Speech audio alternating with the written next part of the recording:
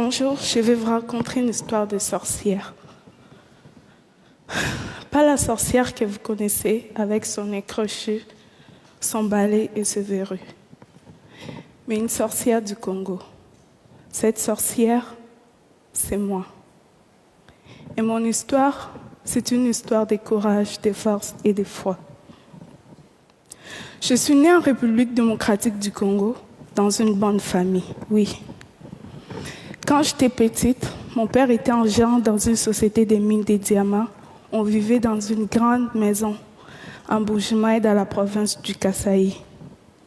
J'allais à l'école et j'étais heureuse. Ma mère vient d'une famille pauvre. À cause de cela, la famille de mon père n'aimait pas ma mère. Puis un jour, mon père a perdu son travail. J'avais 6 ans.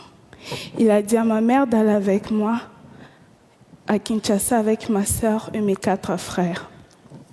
Il a dit qu'ils viendront nous rejoindre pour trouver du travail. En réalité, sa famille lui avait demandé de se débarrasser de nous. Quand ma mère a compris, il était trop tard. Elle se retrouvait toute seule, loin de sa famille. Elle a dû vendre tout ce qu'elle avait pour nous faire manger. Elle avait changé. Elle avait tellement maigri.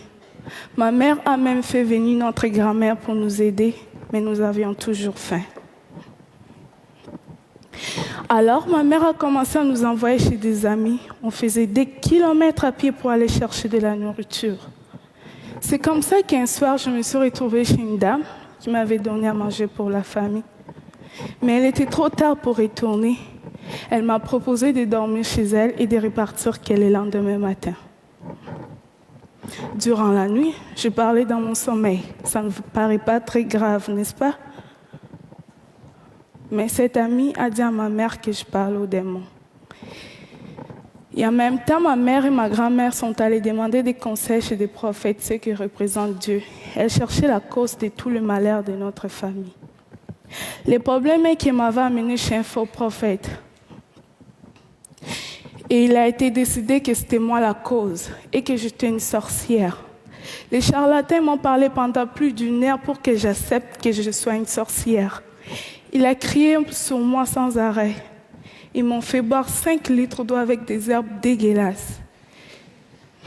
Ils m'ont dit de vomir les viandes des gens que j'aurais mangées dans le monde des ténèbres.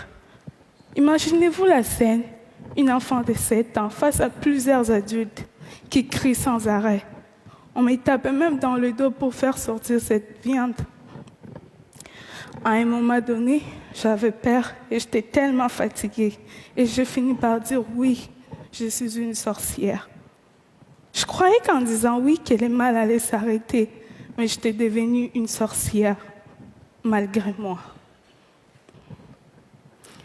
Une fois qu'on m'est nommée sorcière, c'était impossible de retourner en arrière. Ma mère a accepté la situation, mais ça ne veut pas dire que ma mère ne m'aimait pas. Et en même temps, comme la situation ne changeait pas dans la maison, sans argent, sans nourriture, ma mère a décidé de partir avec sa sœur en Angola pour aller trouver du travail. Leur plan n'a pas marché. Et ma mère se retrouvait toute seule, coincée en Angola, sans argent, sans nourriture. Et finalement, elle n'est pas revenue. Contre sa volonté, elle a été forcée de nous abandonner, elle aussi. On a perdu toutes les communications avec elle. Et on est resté avec grand-mère. Pendant 2 ans, j'ai été traitée comme une sorcière. Les accusations, les cris, les jeûnes forcés, les piments dans les yeux. Elle disait que c'était moi la cause. Si ma mère n'appelait plus, elle pensait qu'elle était morte et que je l'avais sacrifiée. Elle a dit à tout le monde de ne pas m'aider, de ne pas me parler, de ne pas jouer avec moi. Dans mon quartier, on ne me laissait pas m'approcher des autres enfants. J'étais toute seule. J'étais pauvre. J'avais faim. Mais j'étais surtout pauvre d'amour. Et finalement, ma grand-mère, elle m'a chassée de la maison. Je suis devenue une chélier, une enfant de la rue. Dans la rue, on est comme des papillons. Là où le sommeil nous trouve, c'est là où on dort. Dans la rue, On devient des soldats pour survivre. On oublie la lecture et l'écriture pour apprendre à se battre. Dans la rue, je vendais des lots, des arachides, j'ai fait des ménages. Mais à chaque fois que je voyais les autres enfants aller à l'école, je me rappelais des jours où j'étais heureuse. Je pleurais. Je me demandais si un jour je pourrais sortir de la rue.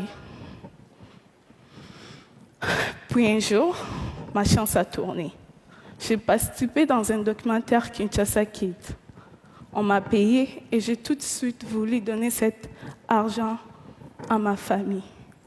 Car même dans la rue, dès que j'avais quelque chose, je passais aller voir ma famille pour leur donner. Ma grand-mère a pris de l'argent, elle m'a encore remis dans la rue.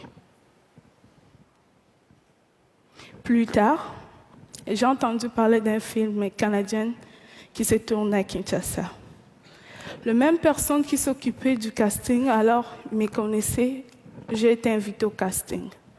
Je me suis retrouvée face au regard des enfants riches qui étaient là en édition.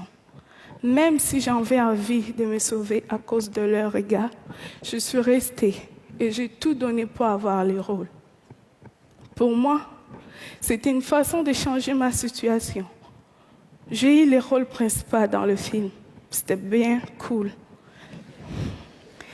La production, ils m'ont mis dans une grande maison, je pourrais manger tous les jours et avoir tout ce que je voulais.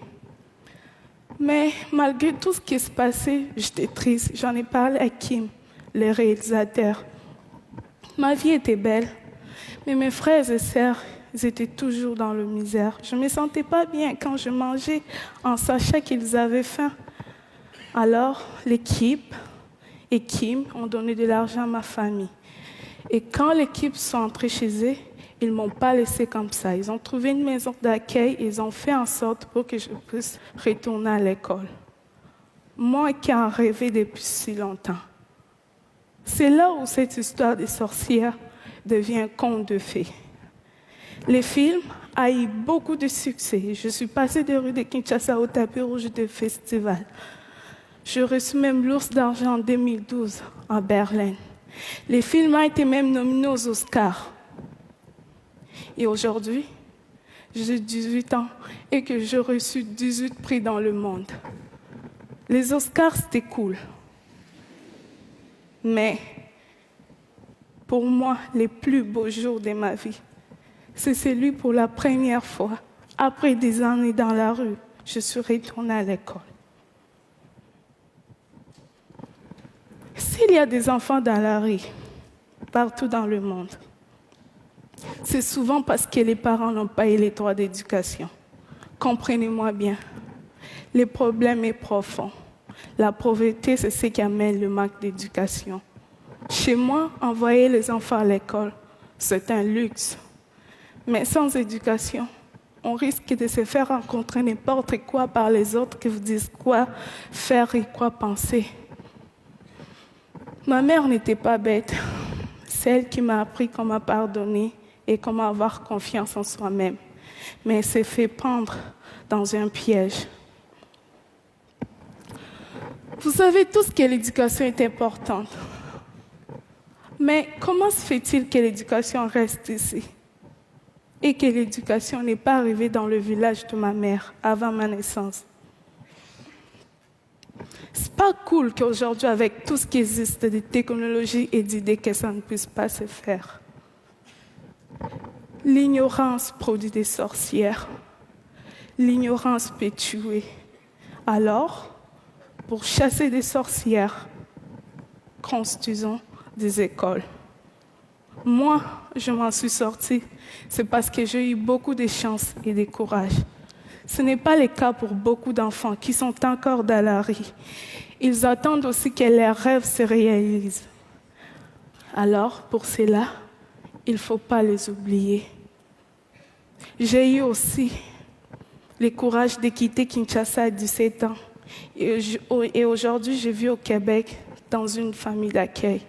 Je poursuis mes rêves, mes études et je reprends les temps qu'on m'avait volés. Je vous parle d'espoir et de courage et de force. Je ne vais pas complaire sur moi. Je ne vais pas complaire sur moi. Je ne vais pas. Retenez cette phrase si simple. Aussi longtemps qu'elle est cœur bas, tout est possible. Merci.